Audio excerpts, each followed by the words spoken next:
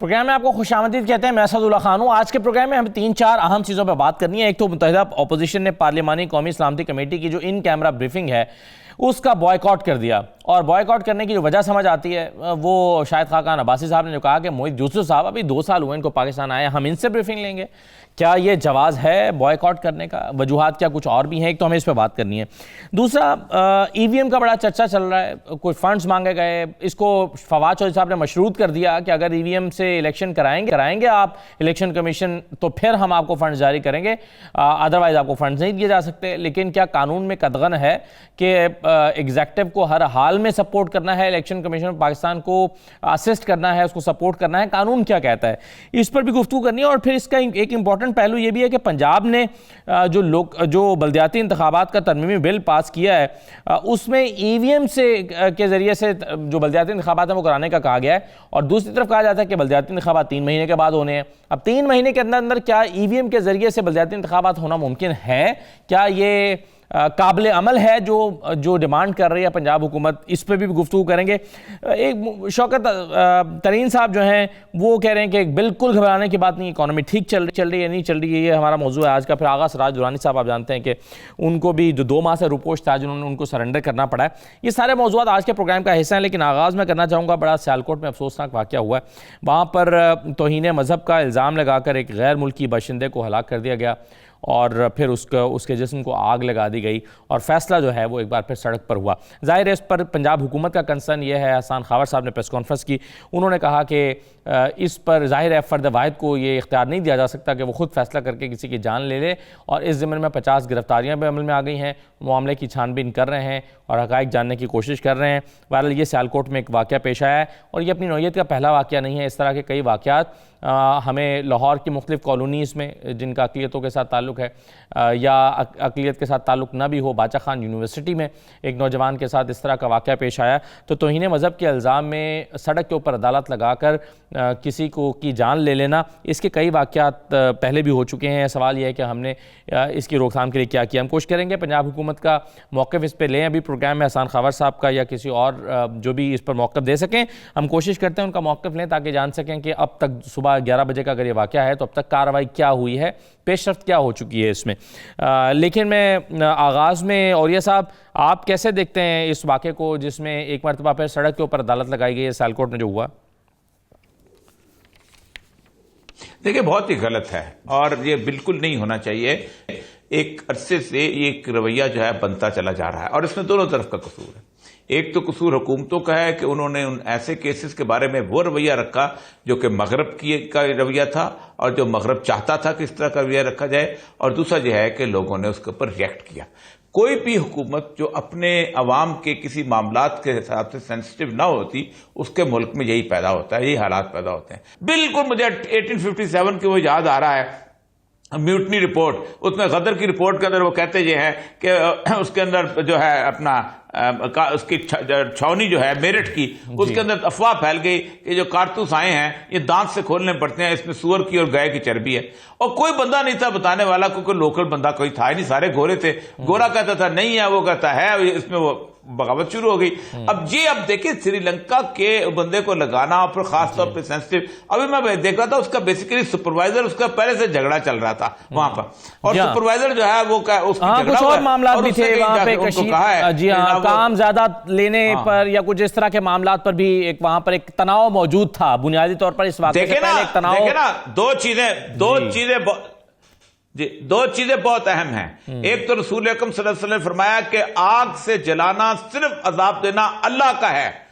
इंसान में किसी को अल्लाह ने, रसूलुल्लाह को इख्तियार नहीं है कि आग में जलाए किसी को। रसूलुल्लाह सल्लल्लाहु अलैहि वसल्लम ने कहा मुझे कोई इख्तियार नहीं है इस मसले के अंदर। और दूसरी बात यह है कि किसी को यह इख्तियार नहीं है कि वो अपनी जाती मामलात के अंदर, ये इससे बड़ी तो रसालत क्या होती है कि आपके जाती झगड़े में आप रसूलुल्लाह के नाम को खींचे। इससे ये तो, और जो लोग इसके पकड़े जाएं उनको तौहीन रसालत में ट्राई होना चाहिए उनका। बिल्कुल सही है। इस पर हम कोशिश करते हैं पंजाब हुकूमत का मौक़िफ़ आ जाए तो हम इस पर मज़ीद गुफ्तगू कर लेंगे। मेरे साथ बैरिस्टर अली ज़फ़र साहब, सेनेटर फरहानुल्लाह साहब और तैमूर तालपुर साहब मौजूद हैं। मैं तमाम मेहमानों को खुशामदीद कहता हूँ। अली ज़फ़र साहब, 3-4 इंपॉर्टेंट चीज़ें हैं जो मैंने इंट्रो में भी कहा, उस पर हमें बात प्रोग्राम में। ये सबसे पहले तो ये बताइएगा कि ये फवाद चौधरी साहब ने जो कहा कि इलेक्शन जो है वो ईवीएम के ज़रिए अगर होंगे तो फंड जारी किए जाएंगे। क्या फंड जारी करने को मशरूत किया जा सकता है? फवाद चौधरी साहब ने कहा क्या था, ये मैं आपको सुनवा देता हूं, फिर मैं जरा इसके दीगर पहलुओं पर बात करता हूं। जो कानून में तब्दीली है उसके बाद इलेक्शन कमीशन को हम ये समझते हैं कि अगले तमाम जो अभी बाई इलेक्शंस हैं ये ईवीएम के ऊपर कराने लाजमी है, और अगर इलेक्शन ईवीएम के ऊपर नहीं होते तो हुकूमत उसको फंड नहीं कर सकेगी, क्योंकि कानून सिर्फ ईवीएम के ऊपर इंतखाबात को मानता है। जी सेनेटर साहब, क्या आपके ख्याल में मशरूत किया जा सकता है अली जफर साहब फंड्स को ईवीएम के साथ इलेक्शन होने से? जी, मेरी नजर में जो आइन का तकाजा है तो ये है कि इलेक्शन कमीशन ऑफ पाकिस्तान का काम है कानून के मुताबिक इलेक्शन कराना, और जो हुकूमत वक्त है, जो भी हुकूमत हो, उनका फर्ज है कि वो जो फंड चाहिए इलेक्शन कमीशन ऑफ पाकिस्तान को, जो पैसे चाहिए इलेक्शन साफ शफाफ कराने के लिए, वो फंड हुकूमत बजट से निकाल के उनको दे। तो ये इसमें आप कंडीशनल नहीं बना सकते। मेरा ख्याल है जो मकसद कहने का ये है, जब ये बात की जाती है, अगर कोई करता है बात ऐसी कि फंड कंडीशनल है, तो मकसद कहने का ये है कि अगर आपने फंड मांगे हैं ईवीएम के लिए तो हुकूमत जरूर उसको देने की पाबंद है, और वो जो फंड्स हैं वो आप ईवीएम पे ही इस्तेमाल करें। लेकिन मसलन अगर वो वैसे भी फंड मांगे, चाहे वो ईवीएम के लिए हो, चाहे वो मजीद कोई और इलेक्शन के मकासद के लिए फंड्स हो, तो वो फंड देना तो हुकूमत का फर्ज बनता है मेरी नज़र में आईनी तौर पर। सही, ठीक है। लेकिन जी दूसरा एक और पहलू है इसमें बैरिस्टर साहब, वो ये है कि पंजाब हुकूमत ने जो बल्दियाती इंतखाबात का तरमीमी बिल पेश किया है, पास किया है, उसमें उन्होंने कहा कि जी ये ईवीएम से कराए जाएंगे। अब हम जब पंजाब हुकूमत से पूछते हैं आप इलेक्शन कब कर, बल्दियाती इंतखाबात कब कराने का इरादा रखते हैं, तो वो कहते हैं कि जी मार्च में कराने का इरादा रखते हैं। अब मार्च में रह गए 3 महीने, बिल पास हो गया ईवीएम का, तो ये क्या 3 महीने में ईवीएम के जरिए इंतखाबात कराना मुमकिन है? अगर नहीं है तो क्या ऐसी कानून साजी करके खुद इलेक्शन कमीशन को कानून को वायलेट करने का रास्ता नहीं दिखाया जा रहा? जी, आपकी बात ये दुरुस्त है कि जरा जो थोड़ा कंफ्यूजन पैदा हो गई है कानून में, क्योंकि कानून में अगर पंजाब हुकूमत ने ये कहा है कि ईवीएम इस्तेमाल करने लोकल बॉडी इलेक्शन के लिए, और लोकल बॉडी इलेक्शन कुछ 2 दिन दूर हैं, तो यकीनी तौर पे शायद उन इलेक्शंस में ईवीएम मैन्युफैक्चर करना, उनकी फैसिलिटी लगाना, ट्रेनिंग करना, मेरी नजर में इस टाइम वक्त कम होगा। और अगर वो वक्त कम है और इलेक्शन कमीशन उसको पूरा नहीं कर सकती, तो फिर उनको वापस हुकूमत को या गवर्नमेंट को कहना पड़ेगा, या ये पार्लियामेंट को ही अपना किरदार, ये प्रोविंशियल असेंबली को अपना किरदार अदा करना पड़ेगा। और इस कानून में, और मेरा ख्याल है जब ये पास होने के लिए जाएगा, अभी जाहिर है इत्तेफाक राय हुआ है, पास होने के लिए जाएगा, तो इस पर एक रेजिस्टेंस भी शायद देखने को मिलेगी। सेनेटर फनानुल्लाह साहब, आप कैसे देखते हैं इस मामले को? ये जो इलेक्ट्रॉनिक वोटिंग मशीन का बल्दियाती इंतखाबात का इस मशीन के जरिए से होना है, काबिल अमल नजर आ रहा है? बिस्मिल्लाहिर्रहमानिर्रहीम। देखिए, बात ये है कि ये अगर इन लोगों को अंदाजा हो कि ईवीएम मशीनों की प्रोक्योरमेंट, डेटा सेंटर की डेवलपमेंट, स्टाफ की ट्रेनिंग, और उसके बाद ये सारा कुछ करने के बाद आपको पॉलिटिकल जो आपके जितने आपके ऑपोजिशन में लोग हैं उनको अलाइन करना, ये सारा कुछ होगा तो फिर काम होगा ना। इन्होंने जो है वो ये, मैं मिसाल आपको देता हूँ। मिसाल के तौर पे आज अगर पाकिस्तान की पार्लियामेंट इमरान खान साहब की ख्वाहिश के ऊपर एक बिल पास कर ले कि 2023 में पाकिस्तान का जो बंदा है वो चांद पे जाएगा, और साइंस एंड टेक्नोलॉजी की मिनिस्ट्री को ये काम दे दे, तो साइंस एंड टेक्नोलॉजी की मिनिस्ट्री को कहेगा कानून बन गया तो आप करेंगे किसी तरह, तो उनके पास ना रिसोर्सेज है ना कैपेबिलिटी होगी, तो वो कैसे करेंगे? ये ऐसी है। और कानून बेसिकली जो इन्होंने बनाया भी है ना, अगर आप उसकी लैंग्वेज को रीड करें तो वो ये कहता है कानून कि जो इलेक्शन कमीशन ऑफ पाकिस्तान है वो ईवीएम इस्तेमाल करेगा जनरल इलेक्शन। मुझे नहीं कहता कि 2023 के इलेक्शन में करेगा, 2028 में करेगा, 10% इलेक्शन का ईवीएम पे होगा, 5% इलेक्शन ईवीएम पे होगा, 100% इलेक्शन ईवीएम पे होगा, ये चीज उसमें मेंशन है ही नहीं। ठीक, तो ये उसमें मेंशन है ही नहीं। तो ये प्रेरोगेटिव इलेक्शन कमीशन के पास है अब कि वो फ्री एंड फेयर इलेक्शन करवाएं, और कितना उसके ऊपर ईवीएम पे रिलाई करें, कितना ना करें। हो सकता है वो इस दफा सोचे कि हो ही नहीं सकता, मतलब कानून पर अमल दरामद करना आप कह रहे हैं कि ये लाजिम नहीं है। इलेक्शन कमीशन जरूरी नहीं है कि उस पर अमल भी करे, कानून बन गया तो नहीं, मैं ये कह रहा हूं कि कानून के ऊपर अमल, देखिए सबसे ज्यादा इंपॉर्टेंट बात यह है कि जो आईन पाकिस्तान कहता है, वो ये कहता है कि फ्री एंड फेयर इलेक्शन कराना जो है वो इलेक्शन कमीशन ऑफ पाकिस्तान की जिम्मेदारी है। That's number 1। उसके बाद नंबर 2, नंबर 3, नंबर 4 है बाकी सारा कुछ। अगर election commission of Pakistan number 1 वाली रिस्पॉन्सिबिलिटी ही नहीं पूरी कर पाएगा, तो अगर वो ये समझता है कि ईवीएम की वजह से वो कानून बन गया, वो बाइंडिंग नहीं है क्या? उनके पास रिसोर्सेज नहीं। मैं ये सवाल कर रहा हूँ कि बाइंडिंग नहीं है उस कानून पर? नहीं, देखे जो कॉन्स्टिट्यूशन में लिखा हुआ है ना, वो कानून से सबसे ज्यादा सुप्रीम जो होता है ना, वो कॉन्स्टिट्यूशन में ये लिखा हुआ है कि फ्री एंड फेयर। इन्होंने कोई 2/3 मेजोरिटी से कॉन्स्टिट्यूशन को नहीं चेंज किया, इन्होंने एक कानून नॉर्मल उससे पास करवाया है। उसके अंदर अगर उसकी बहुत सारी शिकें जो है वो आइन के साथ मुतसादिम होंगी, तो जो आइन के साथ मुतसादिम होंगी वो नहीं, वो फिर जो आइन है वो प्रिवेल करेगा, वो जो इन्होंने कानून बनाया वो प्रिवेल नहीं करेगा। तो उसके अंदर अगर फर्ज करें इलेक्शन, पूरी दुनिया में इस वक्त कंप्यूटर चिप की शॉर्टेज है, आप चेक कर सकते हैं ऑनलाइन जाके, कंप्यूटर चिप की शॉर्टेजेस है।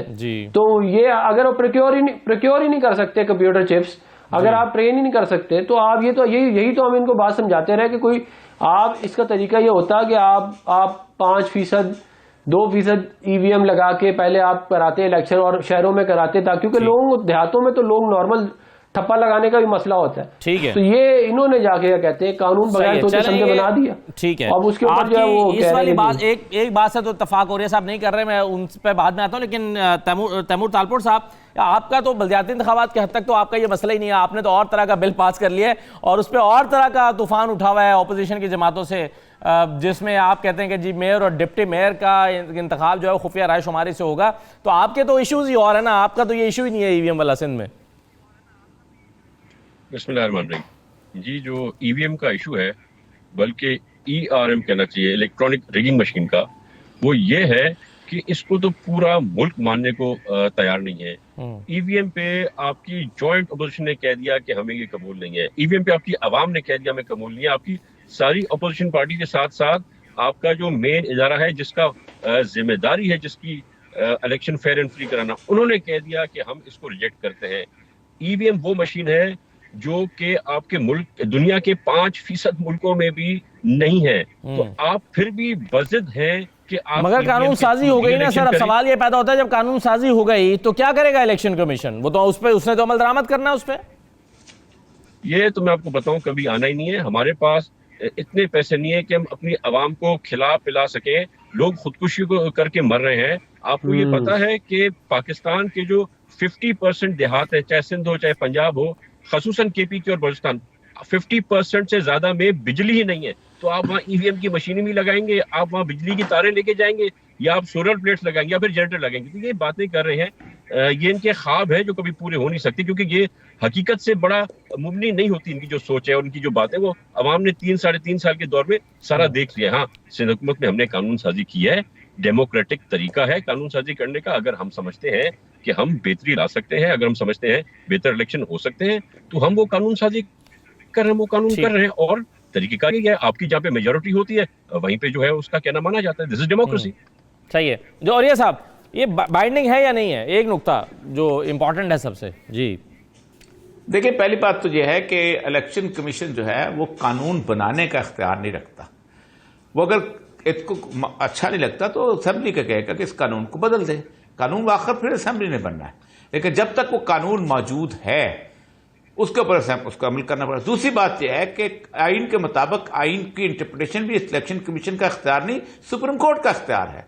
ये वाहिद इख्तियार है कि आइन के मुताबिक लॉ कौन सा है। ये पाकिस्तान में किसी अरे गैर नस्ल खैर का इख्तियार नहीं, ये सुप्रीम कोर्ट का इख्तियार है। कल को बंदा खड़े होकर सेक्रेटरी कह देता है कि जी मैं तो नहीं मानता हूं, ये आइन के खिलाफ है कानून बना हुआ, मैं नहीं मानता हूं। या कल को चीफ सेक्रेटरी कह देता है या इसी तरह इलेक्शन कमीशन कल को कोई भी अदारा कह देता है कि आपने जो कानून बनाया तो वो जाएगा सुप्रीम कोर्ट के पास, तो या तो सुप्रीम कोर्ट इस पर फैसला करेगी या उसके, एक बात ये। दूसरी बात ये है कि अभी भी जो पाकिस्तान में मुरवजा तरीकेकार है वो पोलिंग स्टेशन का तरीकेकार है। अब आप देखें कि जिनको बलूचिस्तान और केपीके की बात की है, बलूचिस्तान और केपीके में मैं वहां इलेक्शन करवाता रहा हूं, मैं कम से कम 30% एरियाज ऐसे हैं जहां पर आपको इलेक्शन बूथ का है वो बनाने पड़ते हैं इम्प्रोवाइज्ड। आपका कोई उसमें लिखा हुआ है तरीकेकार में कि बिल्डिंग हो और ये हो और वो हो, आपको इम्प्रोवाइज बनाने पड़ते हैं और आप इम्प्रोवाइज बनाते हैं। प्रोविजन आप जहां ईवीएम आएगी वहां है, जहां ईवीएम प्रोविजन नहीं होती वो नहीं है, जहां वो इस तरह ये सारी की सारी चीजें, मसलन फॉर एग्जाम्पल पोलिंग स्टाफ का जहां तक तल्लक है उसके बारे में प्रोविजन है, इस तरह का हो, इस तरह को गवर्नमेंट का ऑफिसर हो, नहीं होता तो हम बैंकों से लेते थे, नहीं होता तो हम प्राइवेट इंडिविजुअल से लेते थे। तो बेसिकली आइन के मुताबिक उनको अगर उनको कहा जाएगा तो उन्होंने इख्तियार करना है। ये जो मसला है ना कि नहीं वो उसको आइन का, तो मसला ये है कि भाई आप उठे चैलेंज करें, सही किसी ने रोका है चैलेंज करने को? एक कानून ऐसा बन गया है कि जो आइन का मजाक उड़ा रहा है, तो आपको तो साबित करना पड़ेगा ना कि ईवीएम के तहत इलेक्शन जो है ट्रांसपेरेंट नहीं होंगे। तो उसके लिए सबसे पहले ईवीएम के पंजाब में ये कानून पास हो जाता है ट्रांसपेरेंट नहीं हो, ये जिस पर इत्तेफाक हो गया है। और ये साहब अगर कानून पंजाब में पास हो जाता है कि 3 महीने बाद जो बलदियाती इंतखाबात है वो भी ईवीएम से कराएं, तो इसमें क्या दानिशमंदी होगी? 3 महीने में क्या मुमकिन है ईवीएम से इंतखाबात कराना? मैंने आपको 10,000 दफा मिसाल दी है कि पाकिस्तान में वोटर हैं 5 करोड़ जो वोट देते हैं, तकरीबन 9 करोड़ के करीब वोटर हैं, 50% वोट देते हैं। पाकिस्तान में 18 करोड़ मोबाइल फोन है, ठीक, गांव में भी हैं, उस जगह हैं जहां बिजली नहीं है। सबने बायोमेट्रिक कराया कि नहीं कराया? कैसे हो गया? कोई लड़ाई हुई नहीं, मगर झगड़ा हुआ? किसी ने कहा कि ओरिया मकबूल जान का वोट जो है असदुल्ला को मिल गया मोबाइल जो है, क्योंकि देवर कॉन्शियस कि मेरा मोबाइल किसी और के नाम पे ना जाए। प्रोक्योरमेंट जो है जब पब्लिक कॉन्शियस साहब मशीनों की वो 3 महीने में क्या लाखों मशीनें आ सकती हैं? वो मसला है, वो है नहीं वो बड़ा मसला है। ये अगर करेंगे भी तो बात आखिर में होगा ये कि नहीं हो सकता, तो हमें एक पुराने तरीके पे आना पड़ेगा। वो प्रोसीजरल लॉ है, वो इलेक्शन कमीशन जो है वो फिर परमिशन मांगेगी कि हम क्या करें, वो दैट इज प्रोसीजर। प्राइम वो है, प्रोसीजर तय करती है पार्लियामेंट, वो जैसे भी करती है आइन के मुताबिक। आपकी अक्सरियत होगी, आप उस तरह का कानून पास कर लें जब इस मुल्क में अक्सरियत थी, लोगों ने 18th अमेंडमेंट पास कर दी। 18th अमेंडमेंट ने जिसको चाह जैसे रगड़ दिया। तकरीबन आपने तकरीबन 110 अमेंडमेंट दुनिया के किसी मुल्क में हुआ है कि एक साथ 112 के 13 अमेंडमेंट हो जाए, और उसके जो असरात हम देख रहे हैं, सब देख रहे हैं। सही है, बिल्कुल सही है। और एक और बड़ा अहम सवाल साथ साथ वो ये है कि मुत्तहिदा अपोजिशन ने क्यों बॉयकॉट किया है जो पार्लिमानी कौमी सलामती कमेटी की इन कैमरा ब्रीफिंग है, ये कहकर के जी हम मोईद यूसुफ से क्यों ब्रीफिंग लें? क्या ये एक अकेली वाहिद रीज़न है या कुछ और भी वजूहात हैं? या इमरान खान साहब तो वो तो आते नहीं हैं, हम क्यों इस ब्रीफिंग में जाएं? क्या ये वजह है क्यों बॉयकॉट किया? अपोजिशन का मौक़िफ़ पहले जानते हैं, बैरिस्टर अली ज़फ़र साहब से भी बात करते हैं। एक छोटा सा ब्रेक लेकर वापस आ रहे हैं, इस पर बात करते हैं।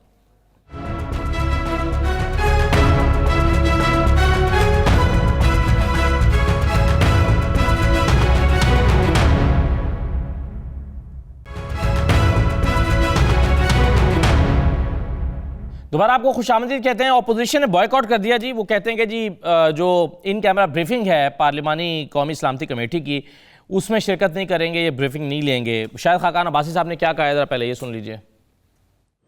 आज बात की जाती है तो ये नेशनल सिक्योरिटी की ब्रीफिंग आपको देंगे। कौन देगा? जिस आदमी का 2 साल पहले पाकिस्तान से कोई ताल्लुक नहीं था। मुल्क में महंगाई से बड़ी नेशनल सिक्योरिटी कौन सी है? जब अवाम तकलीफ में होंगे, महंगाई पाकिस्तान की तारीख की बदतरीन सतह पर होगी, जब हुकूमत दिफाई खराजात भी कर्जे लेकर बर्दाश्त करेगी, जब हुकूमत अपनी तनख्वाह भी कर्जे लेकर बर्दाश्त करेगी, तो फिर इसके अलावा कौन सी नेशनल सिक्योरिटी होती है? क्या हमारी नेशनल सिक्योरिटी सिर्फ ये है कि अफगानिस्तान में क्या हुआ ये हमारी नेशनल सिक्योरिटी है? क्या किसी को परवाह है कि ये 23 करोड़ अवाम की हालत क्या है? ये नेशनल सिक्योरिटी नहीं है।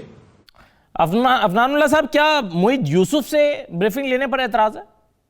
हमारा जो है इस रिजीम के ऊपर एतमाद उठ गया है। क्योंकि इन लोग, आप 22 करोड़ लोगों का बुरा हाल हुआ है, लोग भूखे मर रहे हैं और इनको ईवीएम की फिक्रें लगी हुई हैं। ये आवाम को ईवीएम खिलाने के चक्कर में है। लोगों के पास तनख्वाहें नहीं है, महंगाई आउट ऑफ कंट्रोल है, पेट्रोल महंगा है, चीनी डबल हो गई है, आटा डबल हो गया है, और आप इनसे पूछे तो इनको फिक्रें लगी हुई है कि ईवीएम क्या होगा, मतलब कि किस तरह लेकिन अगला मसला ये है कि ये सारे मामलात अलग अलग करेंगे। आप इन सबको कनेक्ट करके क्यों देख रहे हैं? नेशनल सिक्योरिटी अपनी जगह इंपॉर्टेंट है, ईवीएम अपनी जगह इंपॉर्टेंट है, मईशत का कंट्रोल में आना अपनी जगह पे इंपॉर्टेंट है। जब आप यहाँ पर लाहौर में ऑरेंज ट्रेन बना रहे थे या मोटरवेज बनाते थे तो लोग कहते थे कि जी आप सेहत पे क्यों नहीं तवज्जो देते, आप स्कूल क्यों नहीं बनाते, तो आप कहते थे स्कूल अपनी जगह इंपॉर्टेंट है और ऑरेंज ट्रेन अपनी जगह इंपॉर्टेंट है। आप सारी चीजों को गड़बड़ क्यों कर रहे हैं? देखिए, हम गड़बड़ नहीं कर रहे, हम कोई रिगिंग वाले इलेक्शन की पैदावार नहीं है कि हम जो है हम आवाम के वोट लेके आए थे। ये जो है इलेक्शन रिग करके आए हैं, इन्होंने पिछले 4 साल में आवाम का सत्यानाश करके रख दिया है। हर महंगाई इनकी से कंट्रोल नहीं होती, कोई चीज इनकी सीधी नहीं है, ऊपर से वजीर आजम साहब आते नहीं है। और जो अभी ज्वाइंट सेशन के अंदर जो कुछ हुआ है, जिस तरह लोगों से वोट डलवाए गए हैं, हम क्यों जाए क्या कहते हैं इन ब्रीफिंग के अंदर? इससे तो लगेगा कि जैसे हम इनके ऊपर एतमाद करते हैं। आप वजीर आजम रिगिंग के थ्रू पैदावार हमें लाके मुसल्लत करते हैं, उसके बाद हमसे एक्सपेक्ट करते हैं कि हम आपकी बात मानेंगे। आप ज्वाइंट सेशन के अंदर ईवीएम के बिल के ऊपर लोगों से जबरदस्ती वोट दिलवाते हैं। डॉक्टर आमिर लियाकत ने बात ऑन रिकॉर्ड की है ये वाली, उसके बाद हमसे एक्सपेक्ट करते हैं कि हम आपकी ब्रीफिंग में आएंगे। ये मैं कह रहा हूं कि हमारा एतमाद नहीं है अब इस रेजीम के ऊपर। ये लोग पाकिस्तान का इंटरेस्ट सेफगार्ड नहीं कर रहे हैं, ये अपने जाती इंटरेस्ट में लगे हुए हैं। क्यों बैठ रहे हैं? पब्लिक अकाउंट्स कमेटी को क्यों चेयर करते हैं? क्यों आप कौमी असेंबली में फिर बैठते हैं? आपका इस सिस्टम पर एतमाद ही नहीं है, तो आप इस सिस्टम का हिस्सा क्यों हैं? हम इस सिस्टम का इसलिए हिस्सा है क्योंकि ये हमारा मुल्क है। ये कोई किसी और हम इस सिस्टम के अंदर से इनको फारिग करेंगे। हमने पहले भी किया, हम दोबारा भी करके दिखाएंगे। लोग बोलते थे कि हम मुशर्रफ को 10-10 दफा वर्दी में इलेक्ट करवाएंगे सदर, वो कहाँ है आज?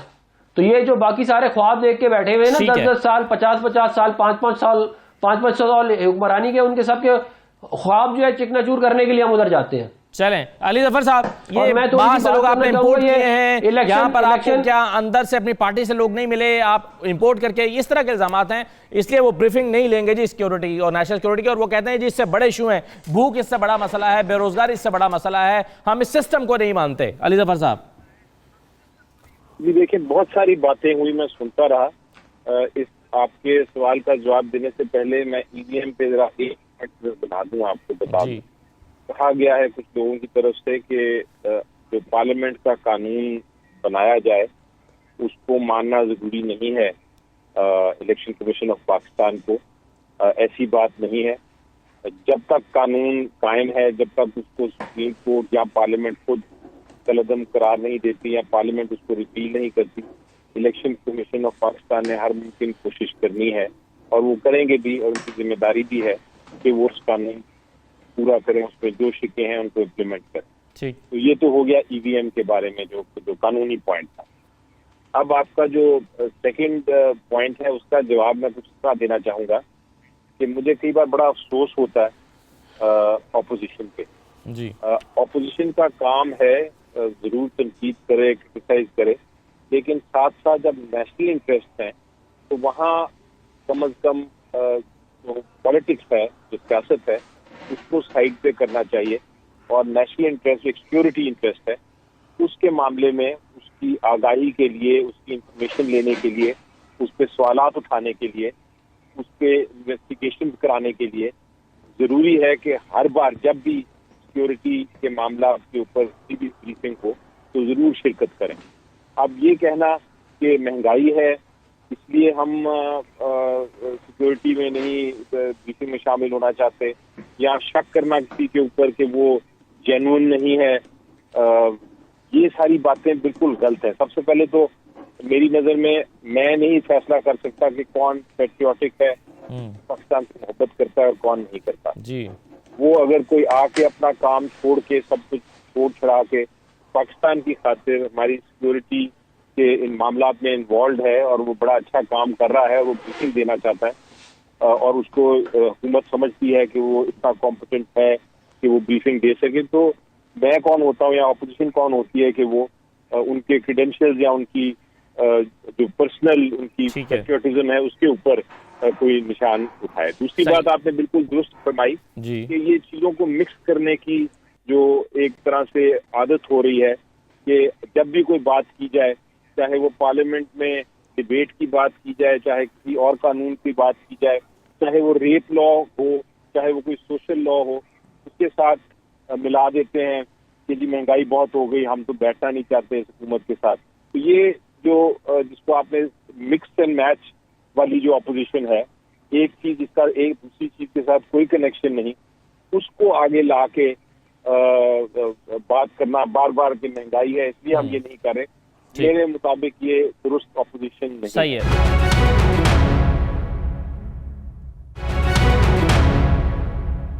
तैमूर साहब, एक तरफ आप सिविल सुपरमेसी की बात करते हैं, जमहूरी रवैयों की बात करते हैं, आप कहते हैं कि पार्लियामेंटेरियंस को आगे आना चाहिए या फिर जो जमहूरी चेहरे हैं उनको आगे आना चाहिए। माजी के बरक्स अगर एक ऐसा शख्स जो सिविलियन हुकूमत से ताल्लुक़ रखता है वो ब्रीफिंग देना चाहता है तो आप उसको अटेंड नहीं कर रहे हैं, क्या ये सही तर्ज अमल है? सबसे पहले तो मुझे जरा आप ये बताएं कि हमारी तो सीरियसनेस है हर मैटर में, हर इशू पर, हर वो चीज जो रिलेट करती है हमारे, पर मुझे जरा ये बताएं कि इनकी सीरियसनेस क्या है। ये जो नेशनल सिक्योरिटी काउंसिल की इतनी बड़ी बड़ी मेरे भाई बातें कर रहे हैं, तो मुझे ये बताएं कि प्राइम मिनिस्टर कितनी बार आके अटेंड कर चुका है ये ब्रीफिंग या प्रेजाइड कर चुका है, और कल क्या उसका अगली उसके आने का प्रोग्राम है। तो सीरियसनेस जो है ना गवर्नमेंट को शो करनी पड़ती है ताकि हम उन चीजों में इंटरेस्ट है जिन चीजों में हुकूमत का अपना इतना इंटरेस्ट नहीं है कि आगे प्राइम मिनिस्टर अटेंड करे तो how can they even talk about it. और इनकी पॉलिसी जिसको ये लेके आए उसका बैकग्राउंड जरा चेक तो करें, उसका करियर क्या रहा है, कैसे रहा है। इस तरह से आप अगर पाकिस्तान पर लोग मुसल्लत करते रहेंगे तो हमारे पास और कोई चारा नहीं होगा बजाय इसके कि इनके खिलाफ प्रोटेस्ट करें, इनके खिलाफ हर डेमोक्रेटिक वे में जाकर हम जो है। चलें, ये प्राइम मिनिस्टर वाली बात जो आपने की है इसका अली जफर साहब अगर आप जल्दी से जवाब दे दें, फिर मैं औरिया साहब के पास जाता हूं कि प्राइम मिनिस्टर अगर खुद आकर बैठें तो इसकी संजीदगी में शायद और इजाफा और बाकी लोग भी इसको संजीदा लें। प्राइम मिनिस्टर क्यों नहीं आते ब्रीफिंग लेने के लिए? ये मैंने काफी सारी मैंने एक बात ऐड करनी ईवीएम से रिलेटेड अली जफर से। जी मैं अफनान साहब एक मिनट। जी अली जफर साहब, बहुत बार ये सुना है ये ऑब्जेक्शन कि प्राइम मिनिस्टर साहब क्यों नहीं बैठते। एक बड़ा सिंपल इसका जवाब ये है कि प्राइम मिनिस्टर साहब जो हैं ऑलरेडी ब्रीफ्ड है, तो ब्रीफिंग मेरा ख्याल है दिन में 10 बार होती होगी सिक्योरिटी मैटर्स पे। जी ये इन सिक्योरिटी ब्रीफिंग का मकसद ये है कि जो गवर्नमेंट में नहीं है सिक्योरिटी के मामला में। सर ऑप्टिक्स भी तो कोई चीज होती है अली जफर साहब, बेशक उन्हें मालूम होगा। ये तो तैमूर तालपुर भी कह सकते हैं कि मुझे तो सब पहले से पता है या मैंने अपने किसी सोर्सेज से ब्रीफिंग ले रखी है।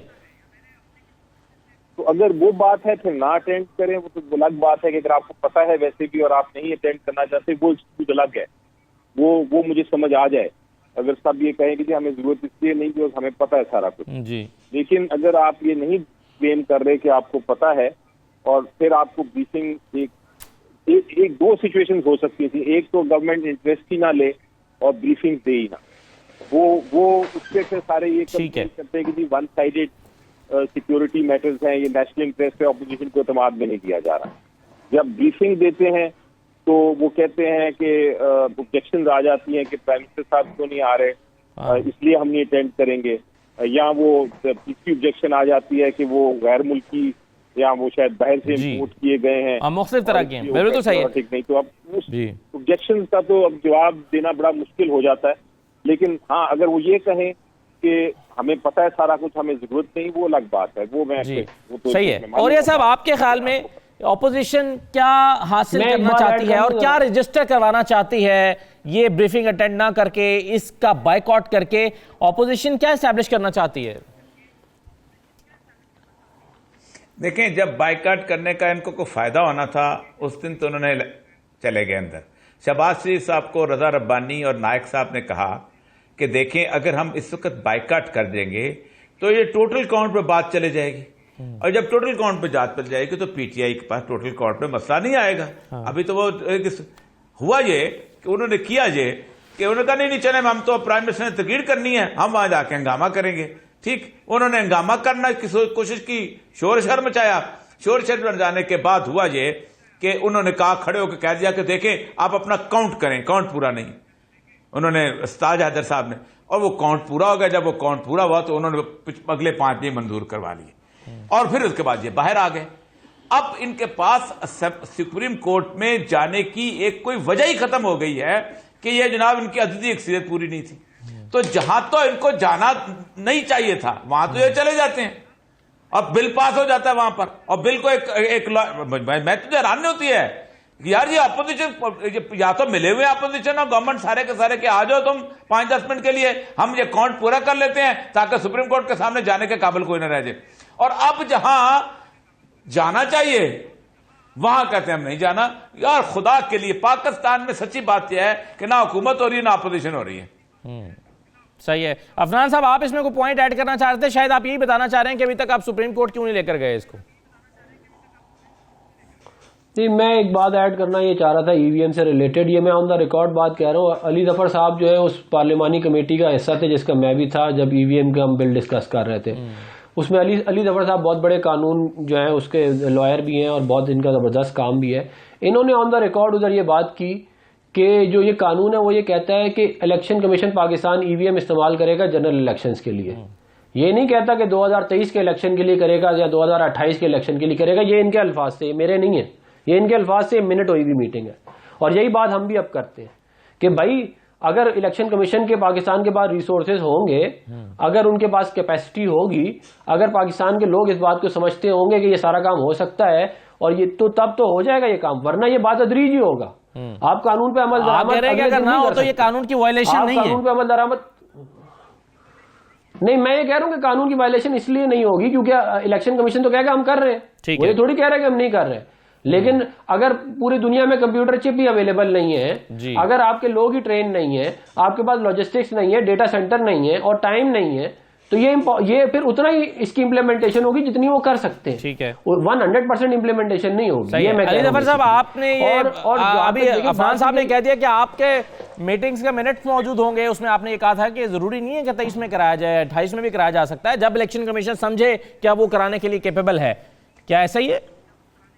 जी, मैंने ये नहीं कहा, बल्कि शायद इनको गलतफहमी हुई है थोड़ी सी। मैंने ये कहा था कि जो लॉ बना था, कानून बना था, वो जनरल इलेक्शन के लिए बना था और उसमें मैंने ये कहा था कि अगर कल को अभी 2 साल हैं जनरल इलेक्शन में, अगर साल बाद 1.5 साल बाद ये समझ आ गई पार्लियामेंट को कि ये हो नहीं पा रहा और कुछ कमी है उसमें, तो गुंजाइश दी जा सकती है, पार्लियामेंट उसमें अमेंडमेंट लाया जा सकती है कानून में, ये कहने के लिए कि आप नहीं ऐसी बात नहीं कर सकते हैं, करें। तो ये मौक़िफ़ मेरा बड़ा क्लियर है उसके ऊपर कि ये जनरल इलेक्शन में इस्तेमाल करने के लिए कानून साजी की गई थी।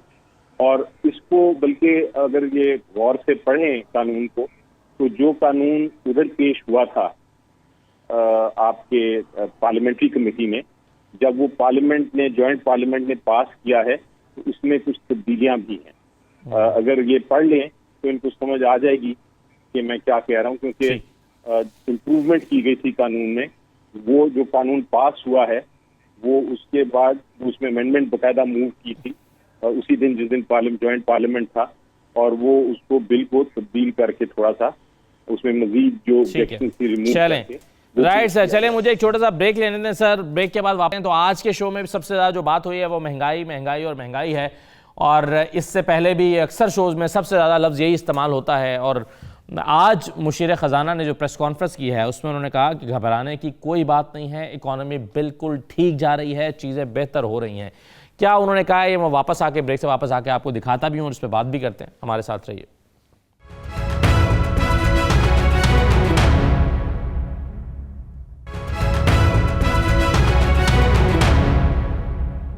दोबारा आपको खुशामदीद कहते हैं। इकोनॉमी की बात हो रही है बार बार, और कल चूंकि स्टॉक मार्केट जो है वो क्रैश भी कर गई थी, उसकी वजह से भी हुकूमत पर एक बहुत ज़्यादा तनकीद हुई अपोजिशन की जानिब से।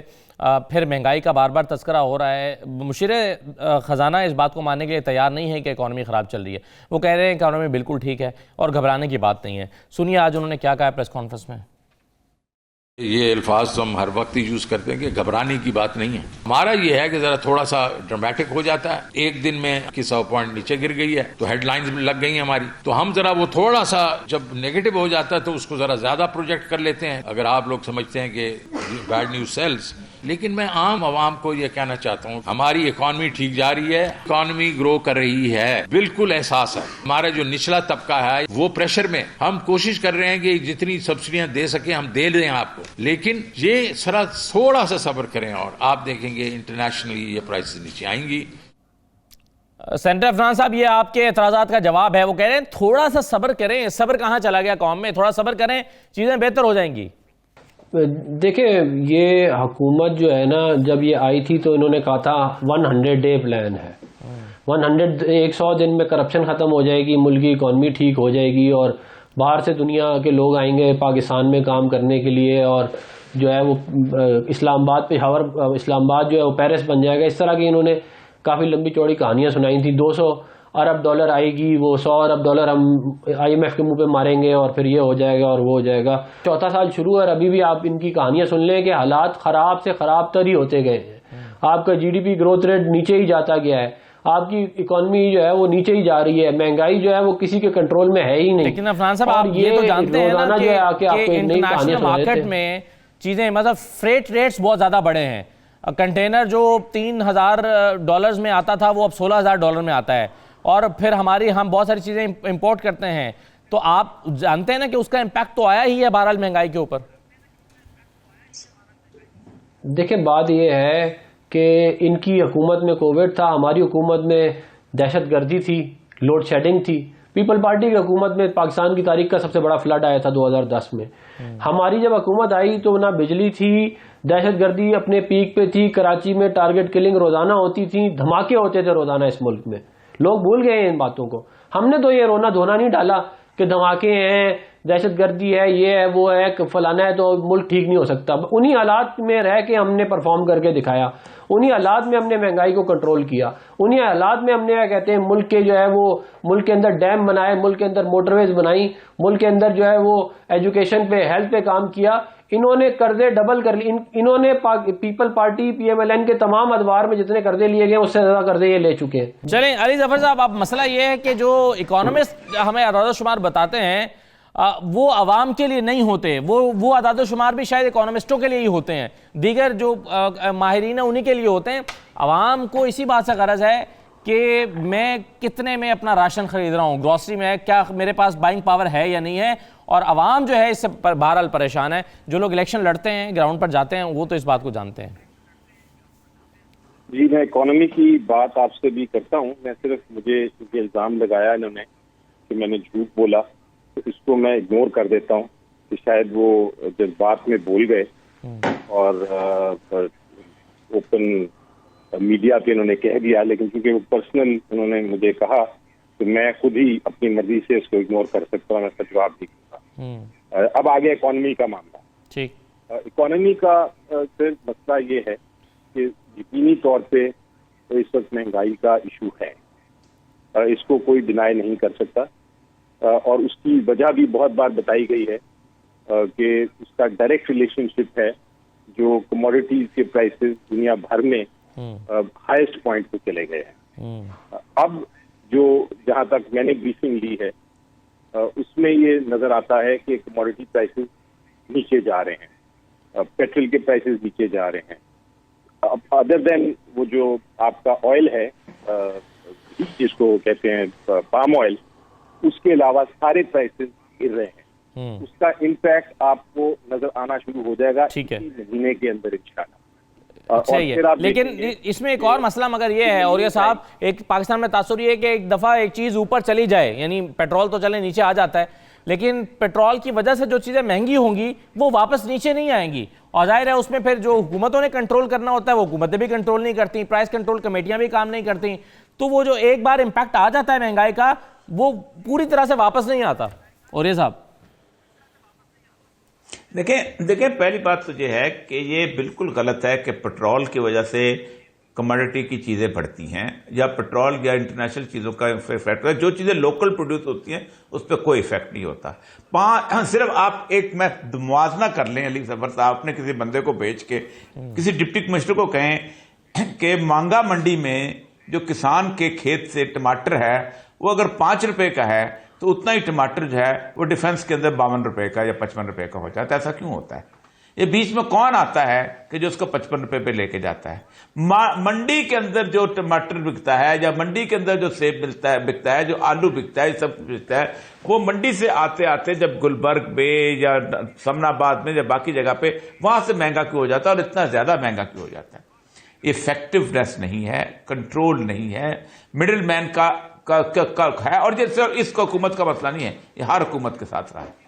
इसलिए कि मेरा बाप हमें कहा करता था कि 1 रुपए में हम इतना 2 मन चावल लिया करते थे, ठीक है। फिर मेरा बड़ा भाई कहता था, फिर मैं कहता था। फिर ये सारा कुछ किस वजह से हुआ कि एक रेगुलर हर हुकूमत के अंदर ये मैकेनिज्म तबाह हुआ है। और ये मैकेनिज्म तबाह हुआ है 1970s के बाद, जब ये प्राइस कंट्रोल कमेटी खत्म हुई हैं।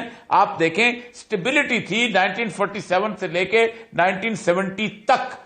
आपको पैटर्न मिलेगा स्टेबिलिटी का। एक एडमिनिस्ट्रेशन, एक सिस्टम था बना हुआ था, जो गोरा बना गया हुआ था, ठीक तबाह किया है, मिलके तबाह किया। मैं आज हैरान होता हूं कि 20 बिलियन डेट था ज़ियाउल हक जब छोड़ के गया है, 20.5 बिलियन डेट, इंटरनेशनल डेट।